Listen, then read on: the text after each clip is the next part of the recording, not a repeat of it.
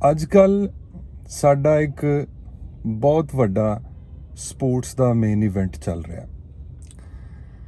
ਉਹਦੇ ਉੱਤੇ ਇੱਕ ਖਾਨ ਸਾਹਿਬ ਨੇ ਇੱਕ ਤਰਾਨਾ ਬਣਾਇਆ ਜਿਹੜਾ ਕਿ ਬੜਾ ਗਰਦਿਸ਼ 'ਚ, ਮੈਂ ਵੀ ਸੁਣਿਆ ਉਹ ਤਰਾਨਾ। ਖਾਨ ਸਾਹਿਬ ਦਾ ਨਾਮ ਤੇ ਬੜਾ ਖੂਬਸੂਰਤ ਹੈ, ਲੇਕਿਨ ਉਹ ਤਰਾਨਾ ਸੁਣਨ ਤੋਂ ਬਾਅਦ ਉਹਨਾਂ ਦਾ ਨਾਮ ਮੇਰਾ ਖਿਆਲ ਹੈ ਨਫ਼ਰਤ ਫਤਿਹ ਅਲੀ ਖਾਨ ਹੋਣਾ ਚਾਹੀਦਾ, ਕਿਉਂਕਿ ਉਹ ਤਰਾਨਾ ਸੁਣ ਕੇ ਚਾਹਤ ਤੇ ਜਿਹੜੀ ਹੈ ਨਾ ਮੁੱਕ ਗਈ ਵਿੱਚੋਂ।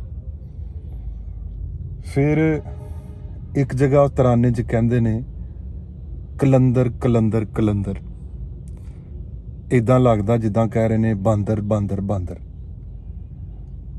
ਫਿਰ ਖਾਨ ਸਾਹਿਬ ਤਰਾਨੇ ਦੀ ਬਜਾਏ ਨਾ ਤੁਸੀਂ ਫੱਕੀ ਵੇਚਿਆ ਕਰੋ, ਤੇ ਜਿੰਨਾ ਜ਼ੋਰ ਤੁਸੀਂ ਉਹਦੇ ਤੇ ਲਾ ਦਿੱਤਾ ਨਾ ਉਹ ਥੋੜੀ ਜਿਹੀ ਆਪ ਵੀ ਖਾ ਲੈਣੀ ਹੈ।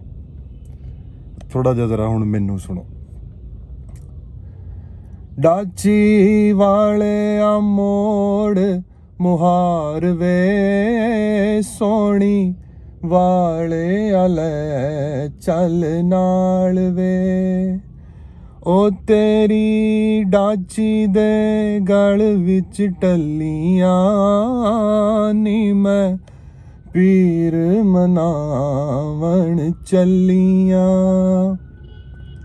ਖਾਨ ਸਾਹਿਬ, ਜੇ ਗਾਣੇ ਅਸੀਂ ਜੱਟਾਂ ਨੇ ਗਾਣੇ ਆ ਨਾ, ਤੁਸੀਂ ਫਿਰ ਅਮਰੂਦਾਂ ਦੀ ਰੇਹੜੀ ਲਾ ਲਓ, ਕਿਉਂਕਿ ਜ਼ਿਮੀਂਦਾਰਾਂ ਤੇ ਤੁਹਾਡੇ ਕੋਲ ਹੋਣਾ ਕੋਈ ਨਹੀਂ। ਤੁਹਾਡੀ ਹਿਸਾਬ ਨਾਲ ਇਹੀ ਕੰਮ ਬਿਹਤਰ ਲੱਗਦਾ।